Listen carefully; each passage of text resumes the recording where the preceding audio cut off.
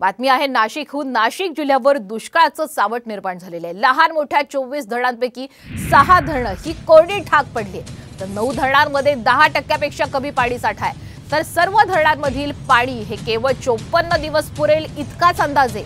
त्यामुळे नाशिककरांवर सध्या पाणी कपातीची टांगती तलवार आहे। दरम्यान या संदर्भातील आढावा घेतलाय आमचे प्रतिनिधी अभिजित सोनावडे यांनी।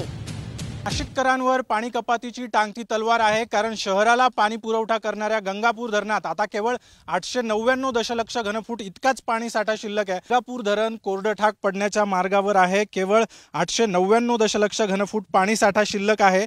तर दारणा आणि मुकणे धरणामध्ये देखील 291 दशलक्ष घनफूट पाणीसाठा शिल्लक आहे। त्यामुळे सध्याची जर या धरणांची परिस्थिती पाहिली तर शहराला केवळ 54 दिवस पुरेल इतकाच पाणीसाठा सध्या या तीनही धरणांमध्ये शिल्लक असलेला पाहायला मिळतोय। शहराला पाणी पुरवठा करणाऱ्या जॅकवेल पर्यंत पाणी पोहोचवणं देखील मुश्किल होणार आहे। त्यामुळे या ठिकाणी चर खोदण्याचा पर्याय देखील प्रशासनाकडून खरं तर पडतावला जातोय। तशी निविदा देखील प्रशासनाने काढलेली होती, मात्र आचारसंहितेमध्ये या प्रक्रियेचं पुढे काहीही होऊ शकलेलं नाही। आणि त्यामुळे आता पुन्हा एकदा या सगळ्या पाणी साठ्याचं पाणी पुरवठ्याचं नियोजन करण्यासाठी प्रशासनाकडून युद्धपातळीवर प्रयत्न सुरू करण्यात आलेत।